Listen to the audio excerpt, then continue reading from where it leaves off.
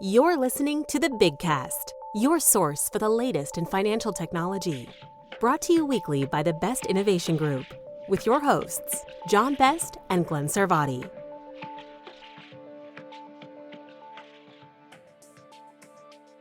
Welcome to another edition of the Big Cast. My name is Glenn Sarvati on behalf of the Best Innovation Group, where we like to do cool things with financial technology. And this week we've got two more interviews that emerged from the recent Financial Health Network Emerge conference. I swear I didn't mean to do that, but they did emerge at the Emerge conference. Lara Hodgson, a serial entrepreneur who I've known for some time, discussing her latest venture as the CEO of a new startup called ROX, and John Brown, the founder of an early stage startup called Poncho. Both of which I think you'll see why they both appealed to me as soon as we get to that. They both address pain points we've often discussed here on this podcast, so we'll be getting to that in just a minute. Want to remind you first, you can always find out more about the Best Innovation Group by checking out our website, big-fintech.com. There is so much going on these days in the fintech and credit union world, and particularly in the world of interchange. Yet another shot at the Visa MasterCard merchant settlement that's been preliminarily approved and then rejected a couple of times now. Market reacted favorably. Market hates uncertainty. So once this gets settled, but again, the terms changed a little bit from the past, but we'll see where that one goes. And on the heels of that came on the heels of more court decisions and other regulatory stances that were announced around the state interchange that we've also talked about quite a bit. Rather than get into all the details on both of those topics, I'll just point you to our blog that we're writing on that topic. So we'll have that in the show notes, and you can check that out at your leisure. But just as we were sitting down to record this, even something more urgent, I would say, broke. Fiserv CEO Mike Lyons has resigned. I'm recording this on Monday afternoon. The news is still relatively fresh by a few hours right now. And he has resigned to take the CEO job at Truist Bank.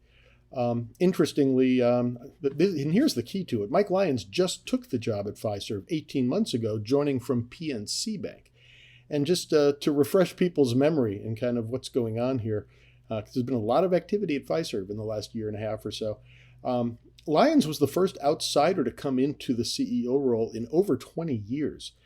Jeff Yabuki had been the longtime CEO. He was subsequently replaced by Frank Bisignano, who was originally, he goes back to JP Morgan Chase and Citi days, but he had been with First Data more recently prior to the acquisition of First Data by Fiserv, and then he became kind of the second in command and took over upon Jeff Yabuki's retirement. Frank Bisignano left in May 2025 to join when he was finally approved by Congress to lead the Social Security Administration under the Trump administration. So that's kind of the background. As I said, Lyons first got to Fiserv in January of 2025. He was, I guess, kind of the CEO in waiting for those first 4 months until Bisignano was approved. Then things took a very interesting turn in October of 2025. It was probably, I would say, the first quarterly earnings release where Mike Lyons was really, truly presiding over things. And he announced, for lack of a better term, a reset. That once he went out and did some customer discovery and looked at things and decided we need to step back and make some more investments. We can't keep pushing on. He saw significant customer dissatisfaction among their bank customers, and which people who are listening to this probably wouldn't find that terribly surprising. But basically said, okay, we're not going to deliver the earnings you expect this year. We're not going to deliver the earnings you expect next year too, but we're making the fixes that actually will help this company thrive in the long term. Caused the stock to take a significant tumble. At the time, I think it was around 40%, if I'm not mistaken. And sometimes you see a little bit of a bounce back. It's actually trended down a little bit further since then. And then today, the news comes out and, it had gotten relatively quiet. There'd been a couple more earnings releases, relative stability. And Mr. Lyons announced that after 18 months, he's decided that he'd like to go back to the banking world and move over. Stock is down a further 10% today and is now down 70%, more than 2/3 over the course of the past year. So rocky road there at Fiserv. Fiserv has announced their new CEO from inside, Takis Georgakopoulos, who also joined into the company right only a couple of months before Lyons was was hired in late 2024 in Takis's case. No mention of interim in his title. It looks like he's being given the job outright. And interestingly, shares a background with Lyon's predecessor, Frank Bisignano, also from JP Morgan Chase. And I've been told by people that there are photos of the two of them together. So I believe, if I'm not mistaken, he was still hired when Frank was making those hiring decisions. And he had been serving as the co-president as well. So anything beyond that, I think, would be speculation, which I'm not going to do. And the news is all very, very fresh right now. And clearly the market is in a bit of turmoil trying to decide how to digest it themselves. So I just want to lay it all out there. I think some of you may be aware, I used to work for a company that Fiserv acquired called CheckFree. That still have some friends over there, and it's a major player here in the Atlanta market where I reside. So I obviously follow along with this one quite closely and will continue to do so. Let's get on to our main event with no further ado. Let's just jump right in with my interview with Lara Hodgson. I'm here with Lara Hodgson, who I've known for some time as a founder here in the Atlanta Fintech scene, but I most recently encountered her in at the Emerge conference at a somewhat new context. You're the CEO of a company called ROX, and Lara, first off, thanks for joining me. Yes, thanks for having me. And I'll let you explain that, but I'll just also start us off with the grabber line that I heard in your presentation on stage, which I loved, was the largest lender in the United States is small and medium-sized businesses. So I'll throw that on the table and let you kind of take it from there, including how that brought you to ROX. Yeah, so the realization that small businesses are the largest lender in the country and that they lend more than they ever borrow hit me when I was one of those small businesses. And you obviously develop your good or service, you sell to customers, and if you're selling to consumers, you typically get paid immediately by some form of a credit card or Stripe or what have you. But in the B2B world, you more likely ship the product or deliver the service. You send an invoice that says things like net 60 or net 30, but really should just say net pay me when you feel Net like when it. you get around to it, yeah. Net when you get around to it, or net never in some cases. And so what happens is you deliver the good or service and then you wait 30 days, 60 days, 90 days, sometimes months for the payment to arrive. Because you're waiting to get paid, you have made a loan to your customer. You've extended them credit that carries zero interest, which means you can't make money doing that, right? You can't make that up in volume. And so because of that, because small businesses in their normal everyday cadence of commerce are lending money to their customers, in aggregate, it's typically like 12 trillion a year. That's more than any bank ever lends That's to amazing. businesses. And so it changes the way you think of small businesses. It's why small businesses typically grow out of business instead of go out of business. That was the other thing you said that really kind of caught my ear. And I guess to also clarify, in most cases, this is the power dynamic because you were talking Absolutely. B2B, but it's the smaller business that's probably waiting for payment from somebody who's got far more resources. And it's a power imbalance, but it's also baked into the economy. So everyone used to say to me, well, the reason you're waiting to get paid is because your customer, which is typically a larger business, can wait that long to pay you, right? As you mentioned, they have the power in the equation. However, I would also argue the reason they take that long to pay is because they can't not. Meaning, if you're a large Fortune 500 company, you have baked into your capital stack the free credit you're going to get from your vendors. If tomorrow, we actually did this analysis, if you took any large company and you looked at their accounts payable, it's always 2 to 3 times what they're borrowing in short-term debt from a bank. Wow. And that's intentional because the cost is zero. If you took that away, if they had to pay interest on their accounts payable at whatever their cost of capital is, no matter how small, their net earnings would drop incredibly and Wall Street would kill them. I'd never thought about it that way. That's really interesting because it's one of those things where, it just I guess, kind of happened over time, and to rip that Band-Aid Right. off now would be a real And problem. ironically, it happened over time because small businesses created it. So if you think about it, and this is going to age me, but if you think about the old Popeyes cartoon, Mm-hmm. there was always, what's his name, Wimpy. He would always say, "I'll gladly pay you Tuesday for a hamburger Oh, today." mhm. Salespeople realized over time that if you told someone they could pay you later, you could make the sale. So it Mm. became a sales tool.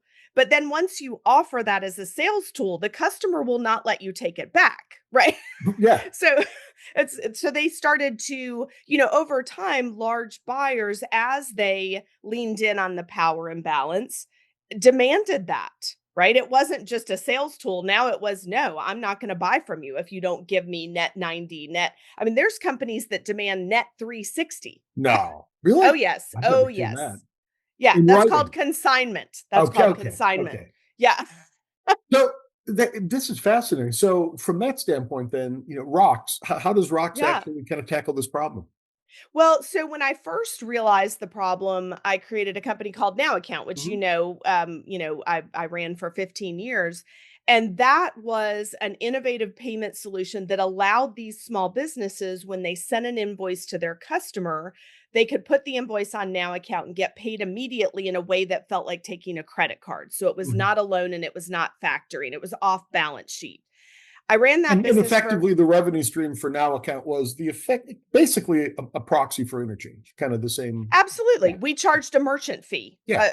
Exactly the way if you accepted a card from a Visa or a MasterCard, you're going to get paid the amount of the charge, the invoice, minus a merchant fee that's typically somewhere in the 3 to 5% And you could range. choose how much of that to do it on based on your own capital needs. Correct, correct. So from the small businesses perspective, it felt like their customer gave them a credit card. Mhm. But from the customer's perspective, it was still the old accounts payable. They got an invoice, they paid when and how they felt like, and there was no interest charged or anything like that. So everybody was happy. As I was running that business, one of the things I discovered is, small businesses truly are the engine of our economy, and they have no fuel.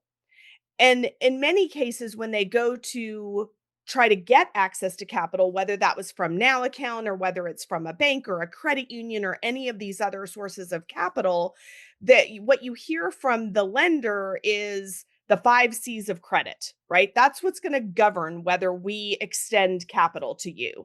And I used to laugh that the 5 C's of credit to a small business are really the 5 reasons you have no intention of giving me money, right? Like those are the 5 reasons you are not going to give me money. And so it just became very clear to me that we needed to think about better ways to allow these small businesses to access capital, acknowledging that they do bring risk with them, right? A small business, no matter how good the person is, brings risk because of their size, because of the rapidly changing market, because of their lack of deep pockets, right? Ironically, their lack of capital is what keeps them from getting capital. Yeah. And so as I started thinking about it and seeing the clients we were serving at Now Account, what I realized is when a client applies for credit to any credit provider, there's a process known as KYC, which is know your customer, KYB, know your business, and underwriting, where they look at the financials, they look at, bank statements, they look at third-party data and decide whether you fit their risk profile. The problem with that, and it works quite well, but the problem is it's a point in time. It's like snapping a chalk line. And from that one point in time, we're making a decision that affects that small business's ability to access capital over time. Mhm. And so, with technology and AI and access to data and analytics, I thought there's got to be a way to not only snap the chalk line, but then be able to monitor that data on an ongoing basis, which would allow us to potentially serve more businesses than just snapping the chalk line, So right? again, it feels a Because, bit like a credit card from the standpoint you can start somebody on a very low credit limit, and as you right. watch their performance, you can decide how Yeah. to alter that. So at ROX, we've built an automated platform and we serve people like Now Account, banks, lenders, factors. And if you are going to be extending credit to small businesses, you can sign up for ROX. Our platform allows the applicant, the small business that's looking for credit, to apply for your facility directly into the ROX platform. We take all of their information from their bank account, their, examples of their invoices, their AR statements, et cetera. And then we automatically combine that with Secretary of State information, background checks from LexisNexis, UCC filings, the analysis we do on public records. And we take all that data together to give you a better and quicker picture of that business at that point in time. But then we will monitor that same information at whatever cadence you like, whether it's monthly or quarterly or annually, and we will alert you if anything changes. So the beauty in that is you can approve a business you might not have because we're mitigating your risk by giving you an alert before something changes with that business that could lead to a potential loss for you. So this, So from a fundamental standpoint, this I should have asked this before we started. I yeah, hadn't realized this. Your revenue model, you're actually selling to the financial that's right. institution, and then they're directing their prospective borrowers to your platform. Correct. You're not sourcing the actual SMB borrowers. You're actually working through a Not little both. today, but that Okay. is on the, so we have created what I would call sort of a marketplace where small businesses will be able to apply in, and we'll take all their information and then we'll match them with the Aha. factors or the lenders. But what we're also seeing is some small businesses will use ROX because a new customer of theirs gives them a purchase order or gives them an RFP. And before they go through the work of responding to the RFP or delivering the good or service, they want to check the creditworthiness of that customer to see how risky they would be. So you can also use it that way because remember, small businesses don't even realize they're extending credit, Right. right? When you send an Yeah, invoice, they're in the role of you the bank have at that this point. when you send an invoice, you have the same risk that a bank has when they lend to you. So small businesses can also use ROX, and it's very low cost. For small businesses, there's not a monthly fee. They just pay for the reports that they pull. And we summarize it for them. So you don't have to be an underwriter to understand the summary that says this business is medium risk, this business is higher risk for you. So selling into the bank and credit union channel, I understand pretty well. How do small businesses become aware of the opportunity to use ROX? So we've actually just started marketing. Honestly, when I joined, it's been mostly word of mouth through the banks and the factors and the lenders. And so we're just now starting to do some outbound marketing to make people more aware of it. That's a good point. So Yeah. these companies do have banking relationships, and the Yeah. bank may tell them about it. Yeah. So you've mentioned a couple times. So now I understand a little bit better the compare contrast with Now account. But you were the co-founder. You're not the co-founder here. Can you talk a bit about this initiative? Rock started Yeah. through a venture studio, and then you came in as the Right. CEO. If you can say a Yeah, bit about so that. as a serial entrepreneur, I feel like every business I started until now, I started in a more traditional sense of I came up with an idea, found some great teammates, raised some capital, grew the business. When I decided to leave Now, there was a local venture studio in Atlanta called Rule One Ventures. And I had met those guys through like Venture Atlanta and some of the other places I had presented at. And they said, if you have any ideas, we'd love to talk to you. And so I sat down with them and I was talking about just the things I wanted to have built it now that I wasn't able to. And they said, well, why don't you build it with us? And so the Venture Studio, it's been a fascinating experience and I love it. The Venture Studio has a team of marketing experts, sales experts, a development team, a finance team. And so they take on all of that kind of like support structure. And then as the CEO, you focus more on finding the customers, setting the product strategy, developing the product. And so my ability to scale it quickly has been off the charts, right? Compared to trying to do it on my own, where I had to like hire those resources. And quite frankly, when you're early stage, you can't afford the level of marketing expert Mm-hmm. that I can get in the studio. Yeah. The studio's team are like all A players, top notch. I never would have been able to afford that as a startup that was trying to fund it myself. So it would not be incorrect to still say you're playing a founder role. It wasn't that Sure. it wasn't Sure. that they had already had an initiative that was running, and they said, "Hey, you've got the expertise we need. Please come in." Well, You brought which them the is idea. yes and no. I mean, which typically that is what they do is they develop the idea and then they find a CEO. In this case, they had developed a company called Factor Cloud, which is a factoring management system. And as part of that, they were going to build out the automated underwriting, onboarding, KYC, but decided it was out of scope. So they sort of set that over on the shelf. So when I got here, there was a bit of a start to the product, but I took it into like a Got it. truly like, minimum viable product that actually had customers, et cetera. So Got it. so Okay. sort of a hybrid. It was Yeah. an interesting way to help start something.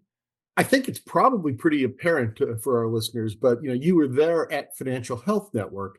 Yes. And the financial health play, which isn't quite as direct, because most of the solutions we were talking about there and most of the impacts were directly consumer facing. At Yeah. the end of the day, a lot of small businesses are solopreneurs. These are consumers wearing two Absolutely. hats. Well, and that's, I think that's so important, Glenn, because so many people think of small businesses as miniature large businesses and they treat them that way, right? So as a small business, you walk into a bank and they talk down to you as if they're teaching you how to run a business, when in fact, that banker has never lost sleep wondering if they were going to make payroll. Yeah. Like they don't know your life. And so when I think of small businesses, to your point, many of them are solopreneurs or, small businesses by definition started out one or two people that Yeah. started a business. And those people are consumers. So they still think that way. And many small businesses still have the owner has an emotional attachment to the company. It may be the sole source of income for their family. It could be a generational family business.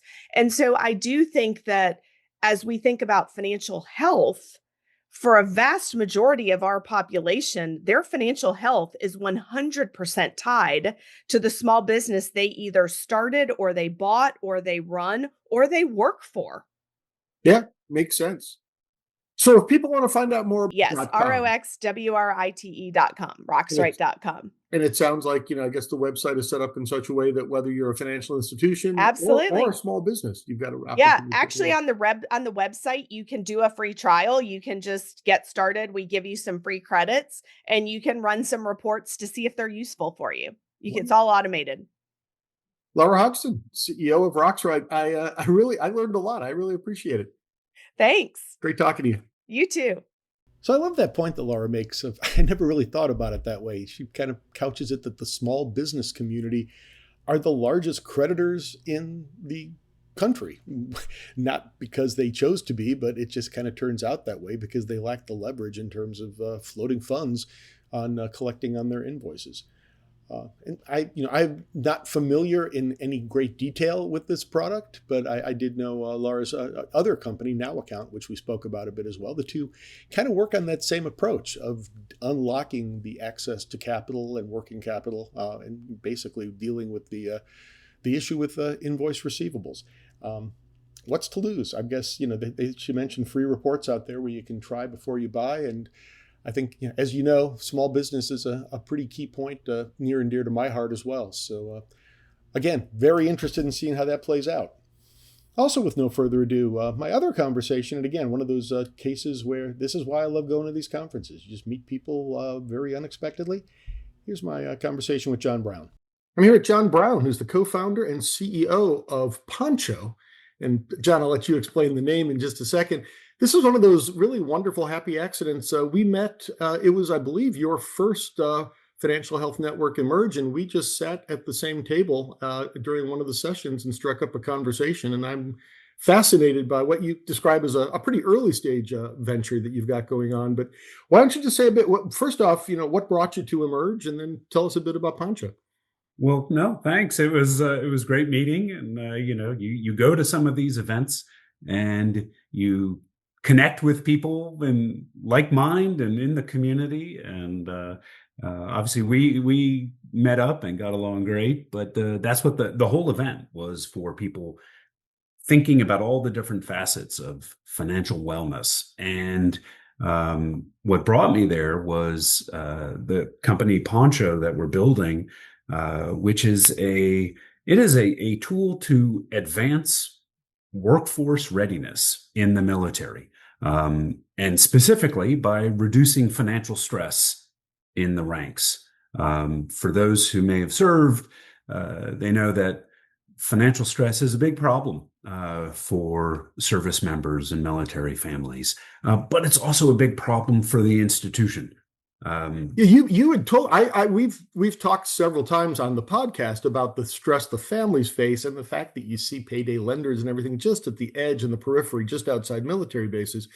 I didn't realize till I talked to you that it's actually kind of written into some of the mandates facing the armed services as well. Mm-hmm. Yeah, there are a whole slew of laws and policies and programs in the military to help advance the financial health and well-being of service members and military families. And despite all of those, there still is a problem. And at its root, you have young people who are right out of school. They're just inexperienced managing their money, but they now suddenly have a guaranteed paycheck for the next several years from Uncle Sam, which some lenders see as a green light to loading these young people up with debt that they can't carry. Mm-hmm. And the trick is helping people to make better decisions. And that's where Poncho comes in, is to enable that. And you come from the armed services yourself, right? You had a military career. I do. Yeah, my co-founder and I both served together in the Marine Corps several years ago, back in the 90s, and there are a lot of facets of it that affect well-being, but also the real priority from the military's perspective is mission readiness. And financial well-being is a component of that. So if you're under stress, if you're anxious and distracted by your finances, you're not going to be focused on the mission. And that's really what we're pursuing.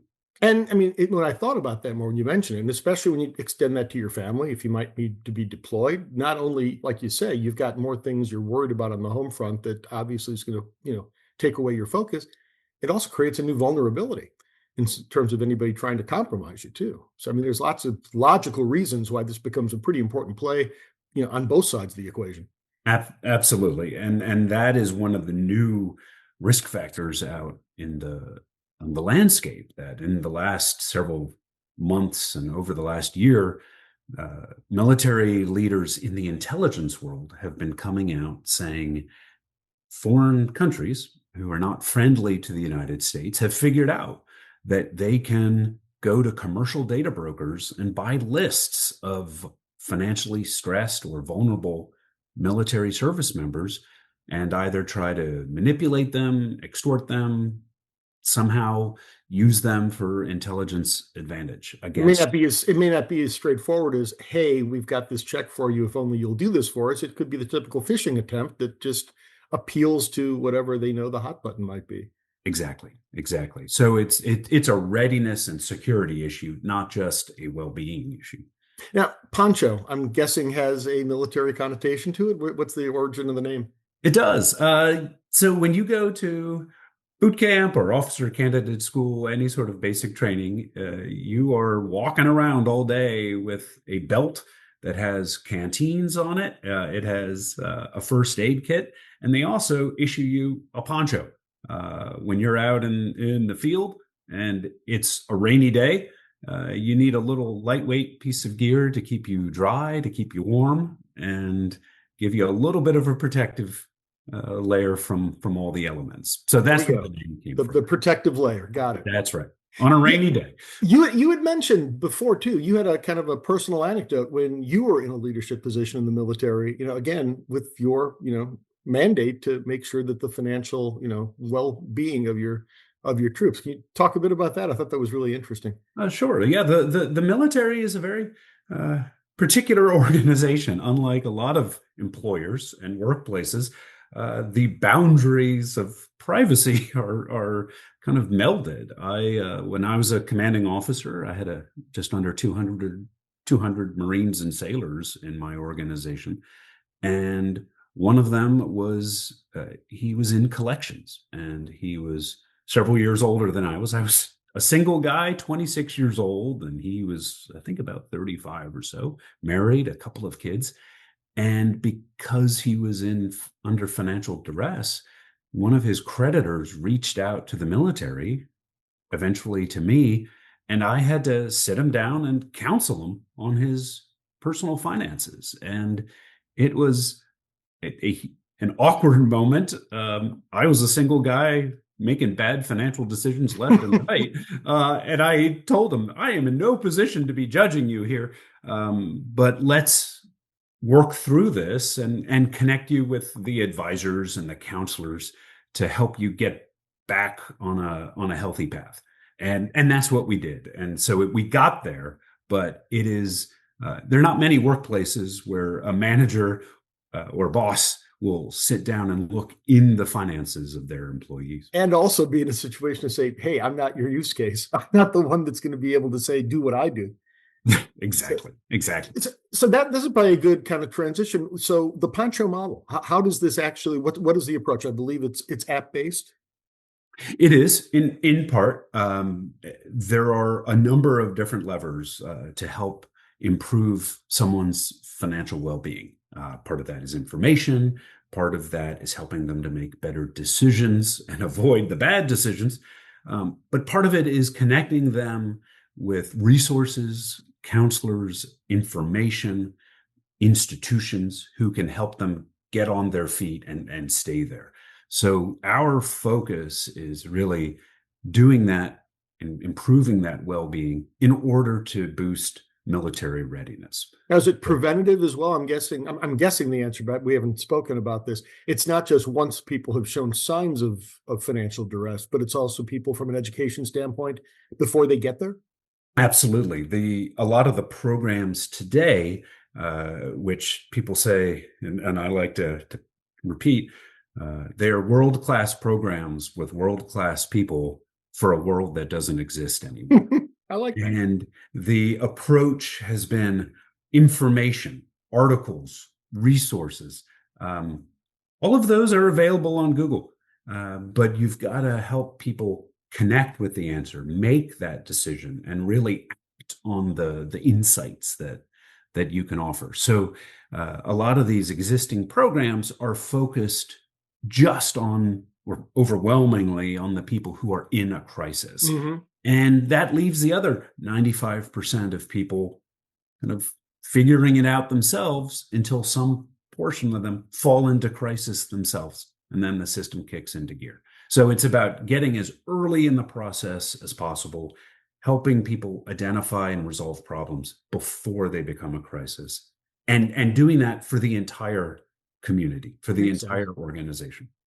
So the one thing, it's, as often is the case with these types of solutions in the financial services space, we're talking about a two-sided market. Now you've got an interesting approach. And at first I heard this and I'm thinking about it from the enlisted man's perspective, but you're also looking, again, it's a win-win. You're trying to serve the armed forces themselves who have this, requirement to make sure that you've got this readiness. Can you talk a bit about, I know from what we discussed, you're actually going directly to the military. That's one of your presumed client bases.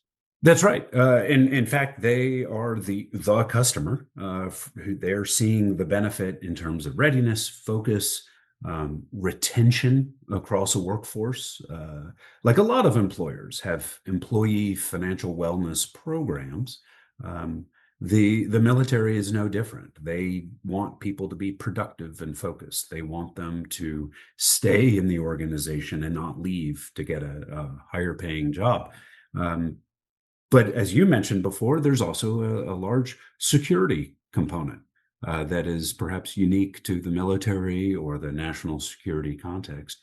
And there are all sorts of well-being, family wellness, family satisfaction benefits from having stable finances. So our mission is really to, yes, help people make personal decisions and have better personal outcomes, but in doing so, help the institution.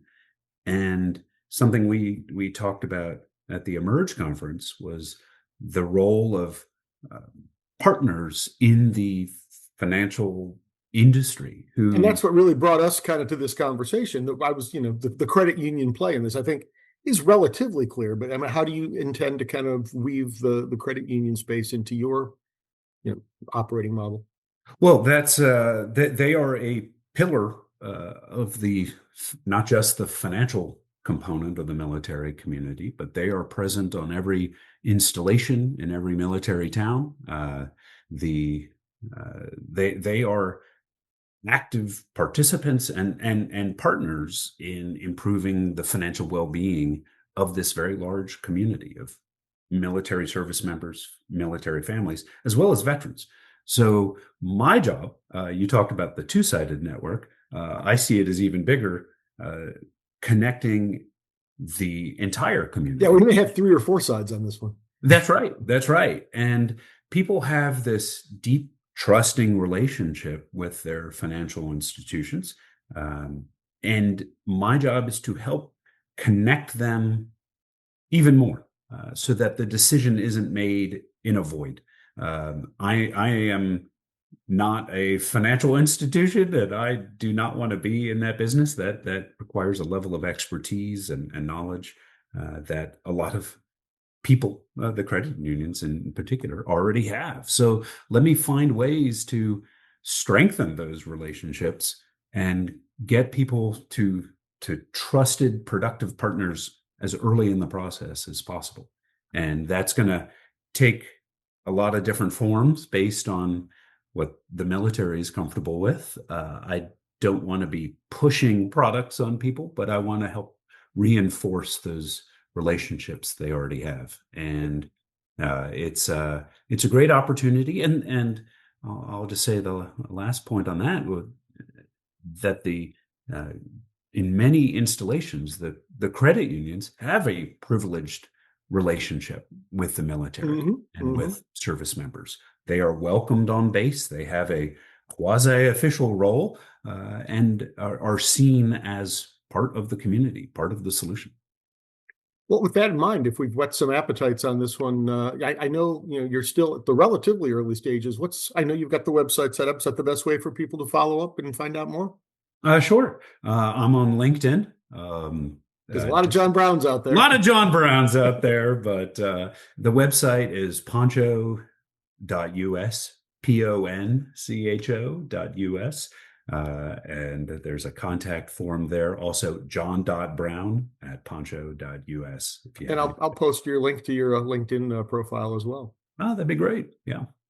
John Brown, co-founder, CEO of Poncho. I've really enjoyed it, and I'm looking forward to kind of following along to see where this goes. A real pleasure. Thanks so much.